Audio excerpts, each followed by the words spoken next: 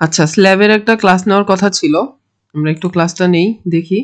তাহলে আমাদের শুরুতে যদি আমরা দেখি যে আমাদের এইখানে কিছু কোএফিসিয়েন্ট সম্বন্ধে আমাদের জানতে হয়। তো এত কিছু জানার দরকার নেই, আমাদের স্পেন্ড্রেল যেটা আছে এইটা সম্পর্কে আমরা আইডিয়া রাখবো তাহলেই হবে।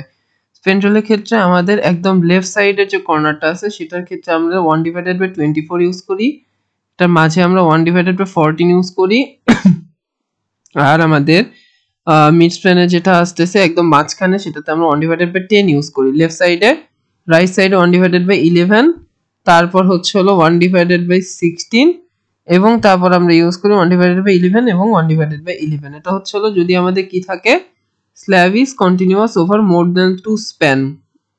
আচ্ছা, আর একটা কি বলছি, slab is continuous over 2 span, অর্থাৎ দুইটা স্প্যানের উপর যদি কন্টিনিউয়াস থাকে তাহলে সেই ক্ষেত্রে আমাদের স্প্যান্ড্রেল কি হবে 1/24, 1/14, প্রথম দুটো ঠিক থাকে, তারপর এখানে এসে 1/9, 1/9, 1/14, 1/24। আচ্ছা, এই হচ্ছে হলো আমাদের এইটুকু অংশ, আমাদের জাস্ট মনে রাখলেই হবে।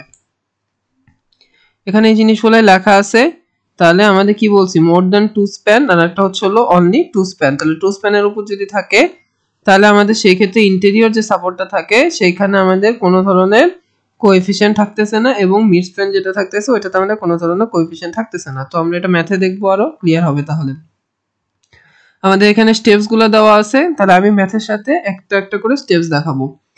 তাহলে আমাদের ম্যাথটা যদি আমি দেখি তাহলে আমাদের কি বলছে যে build integrally with its support and consists of two equal span. Build integrally with its support, এটার মানে হলো আমাদের স্প্যান্ড্রেল, অর্থাৎ এই যে আমরা মাঝখানেটা করেছিলাম স্প্যান্ড্রেল, এটাই হচ্ছে হলো এই জিনিসটা। তাহলে এখানে দেখি আমাদের কি কি জিনিস দেওয়া আছে। তাহলে আমাদের কি বলছি, ক্লিয়ার স্প্যান দেওয়া আছে হচ্ছে হলো 15 ফিটের। Okay, no problem. Clear span 15 feet মানে হচ্ছে হলো আমাদের এই যে এই অংশ থেকে এই অংশ পর্যন্ত যে ডিসটেন্সটা সেটা হচ্ছে হলো আমাদের 15 ফিট। ওকে, আমাদের এখানে দেখি তাহলে আমাদের কি বলছি, লোড দেওয়া আছে, সবকিছু দেওয়া আছে। তাহলে আমাদের ফার্স্ট যে কোশ্চেনটা ছিল, ফার্স্ট যে স্টেপটা ছিল সেটাতে আমরা কি করছি, যে আমাদের minimum thickness of the slab বের করতে হবে। তাহলে minimum thickness of the slab এই ক্ষেত্রে আমাদের যেটা হবে সেটা হচ্ছে হলো টি মিনিমাম এল ডিভাইডেড বাই 28। এটা সম্পর্কে আমাদের একটা ছক দেওয়া ছিল, সেই ছকটা আপনারা একটু দেখে নেবেন, ক্লাসে লিখে দিয়েছিলাম। তাহলে এল এর ভ্যালু কত, এল হচ্ছে হলো আমাদের ক্লিয়ার স্প্যান, তাহলে ক্লিয়ার স্প্যান হচ্ছে 15 ফিট। তাহলে সেখান থেকে আমরা বের করলাম মিনিমাম থিকনেস হচ্ছে হলো আমাদের 6.50। ওকে, আমাদের সেকেন্ড স্টেপটা কি ছিল, সেকেন্ড স্টেপটা ছিল হচ্ছে হলো আমাদের লোড ক্যালকুলেশন। তাহলে আমাদের 1.2 ডেড লোড, 1.6 লাইভ লোড এবং আমাদের 1.2 ফ্লোর ফিনিশ। তাহলে আমরা দেখি আমাদের সার্ভিস লাইভ লোড দেওয়া আছে 100, তাহলে 100 ইন্টু 1.6 এন্ড 4000 পিএসআই দেওয়া আছে। আচ্ছা, তাহলে আমাদের শুধুমাত্র কি দেওয়া আছে, সার্ভিস লাইভ লোড দেওয়া আছে। ডেড লোডটা কি হবে, স্ল্যাবের যে সেলফ ওয়েটটা আছে ওইটা হচ্ছে আমাদের ডেড লোড। তাহলে স্ল্যাবের সেলফ ওয়েটটা কি, স্ল্যাবের সেলফ ওয়েট হচ্ছে হলো এটা কি 6.250 ইঞ্চি।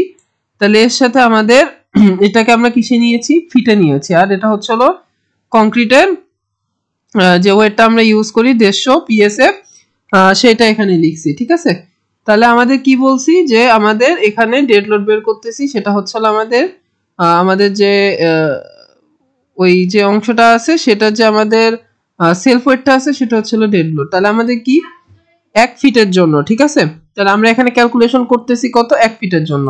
তাহলে 1 ফিট হচ্ছে হলো আমাদের লেন্থ, এবং আমাদের এখানে কি বলা আছে, উইথ দেওয়া আছে হচ্ছে হলো বা থিকনেস দেওয়া আছে কত, সেটা হচ্ছে হলো 6.50। তাহলে এটা ধরে আমাদের 150 পিএসএফ এর কংক্রিট, নরমাল ওয়েট কংক্রিট নিয়ে কাজ করছি, সেই নরমাল ওয়েট কংক্রিট থেকে আমাদের 97.5 পিএসএফ আসছে। ঠিক আছে, ওকে। তারপর আমাদের কি বলছি, লাইভ লোড, লাইভ লোডের সাথে 1.6 কোএফিসিয়েন্ট গুণ হবে, এবং সেটা হচ্ছে 160 পিএসএফ, এবং ফ্লোর ফিনিশের আমরা 30 পিএসএফ ধরবো। 30ও ধরা যায়, 25ও ধরা যায়, আমরা এই ম্যাথে 30 ধরছি। তাহলে সেটার মাধ্যমে আমরা কি করলাম, টোটাল ডেড লোড বের করলাম। ওকে, আমাদের থার্ড স্টেপে কি বলছিলাম, মোমেন্ট ক্যালকুলেশন। ঠিক আছে, মোমেন্ট কি হবে, কোএফিসিয়েন্ট ইনটু WL স্কয়ার। ওকে, তাহলে আমাদের প্রথমে ইন্টেরিয়র সাপোর্ট, ইন্টেরিয়র সাপোর্টে কত, 1/9 WL স্কয়ার। আমরা একটু দেখি, এই যে এই অংশটা হচ্ছিল আমাদের ইন্টেরিয়র সাপোর্ট, তাহলে ইন্টেরিয়র সাপোর্টে কত, 1/9 ইউজ হয়েছে, কত 1/9। ঠিক আছে, তাহলে আমরা এটা করলাম, ইন্টেরিয়র সাপোর্টে 1/9 WL স্কয়ার। তাহলে W এর ভ্যালু আমি বসাই দিলাম, আমার অ্যানসার চলে আসলো। এবার আসতেছে হচ্ছে হলো মিড স্প্যান। তাহলে মিড স্প্যান কোনটা, মিড স্প্যান হচ্ছে হলো এই যে অংশটা হচ্ছিল মিড স্প্যান, ঠিক আছে। মিড স্প্যানে কত 1/14, বা এই অংশটা হলো আমাদের মিড স্প্যান, তাহলে এখানে কত 1/14। তাহলে এখানে কত হইলো 1/14 এল স্কয়ার, সেটা দিয়ে আমাদের কি চলে আসলো, মিড স্প্যানেরটা চলে আসলো।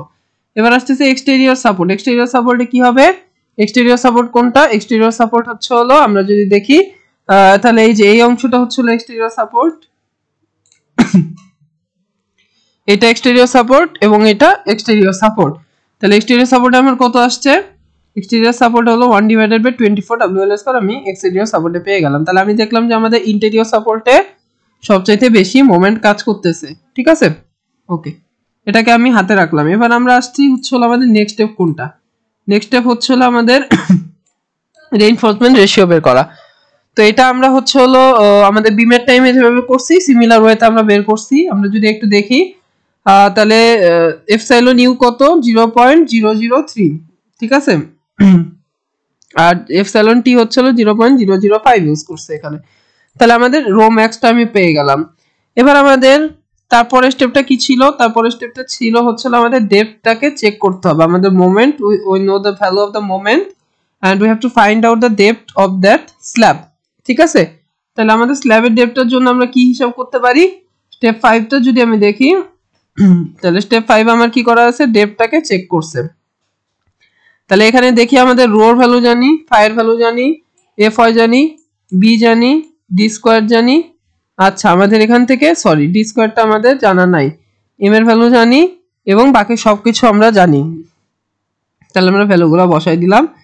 বসাই দেওয়ার পরে বি এর ভ্যালু কত হবে, বি এর ভ্যালু হচ্ছে 12 ইঞ্চি। আমি কেন 12 ইঞ্চি ধরে কাজ করতেছি, কারণ আমি কি 1 ফিট ধরে কাজ করছিলাম, এজন্য আমাদের বি এর ভ্যালু হইছে হলো 12 ইঞ্চি। ওকে, আমরা দেখি এই যে এফ অফ ওয়াই, তারপরে বি হলো 12 ইঞ্চি, তারপরে ডি স্কয়ার, আমরা এখান থেকে কি ভ্যালু পেলাম, ডি রিকোয়ার্ড পেলাম। আচ্ছা, আমাদের ডি কতটুকু আমি প্রোভাইড করছি, আমার থিকনেস কত ছিল 6.50। তাহলে আমাদের স্ল্যাবের ক্ষেত্রে আমরা সাধারণত 1 ইঞ্চি 1.5 ইঞ্চি এরকম ক্লিয়ার কভার ধরে থাকি। তাহলে তাই যদি হয় তাহলে আমরা ডি আমি প্রোভাইড করছি 6.5 - 1 = 5.5 ইঞ্চ। এটা হচ্ছে হলো আমি কি, এটা হচ্ছে হলো আমি প্রোভাইড করছি।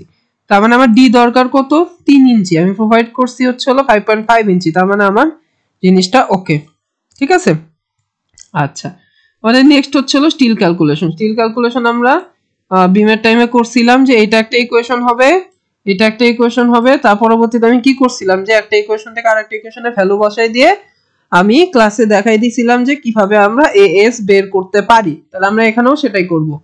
তাহলে আমরা এখানে আসি যে প্রথমে যদি ইন্টেরিয়র সাপোর্টের ক্ষেত্রে চিন্তা করি। আচ্ছা দেখি আমাদের মেইন সূত্রটা কি ছিল, একটা হচ্ছিল as = m of u phi fy d - a/2।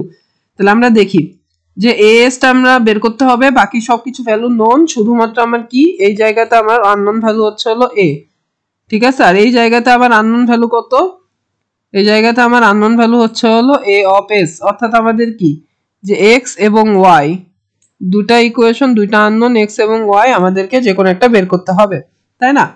তাহলে আমাদের এইখানে একটা জিনিস বারবার চেঞ্জ হবে, m of u। তাহলে m of u কিসের জন্য পাবো, আমরা তিনটার ক্ষেত্রে m of u ইউজ করছি, একটা হলো ইন্টেরিয়র, একটা মিড আর একটা এক্সটেরিয়র, অর্থাৎ তিনটার জন্য আমার আলাদা আলাদা স্টিল বের হবে। আমরা দেখি ইন্টেরিয়রের জন্য আমার m of u এত ধরে স্টিল বের করা হয়েছে, মিড স্প্যানের জন্য আমার m of u ধরে স্টিল বের করা হয়েছে এবং এক্সটেরিয়রের জন্য m of u ধরে আমাদের স্টিল বের করা হয়েছে। তাহলে তিনটার জন্য আমরা তিন ধরনের স্টিল বের করে ফেলছি। এবার আসতেছে আমাদের ডিস্ট্রিবিউশন স্টিল। ডিস্ট্রিবিউশন স্টিলটা কি, ডিস্ট্রিবিউশন স্টিলটা হলো 0.0018 বিটি, 0.0018 বিটি। আচ্ছা, এটাতে কি, এটাতে আমাদের বি কত 12, টি কত 6.5, আমি বসাই দিলাম। তাহলে আমাদের ডিস্ট্রিবিউশন স্টিল চলে আসলো।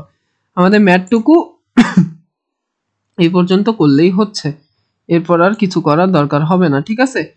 তাহলে আমাদের কি বের করলাম, এখানে একটা ট্রিক্স হচ্ছে হলো এই যে এতটুকু অংশ করা, এতটুকু অংশ আমি লেকচার খাতায় দেখাই দিছি।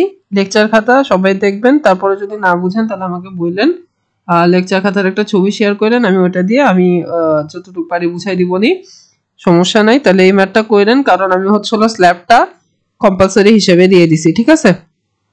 আচ্ছা, সবাই তাইলে ম্যাথটা প্র্যাকটিস করেন। Thank you.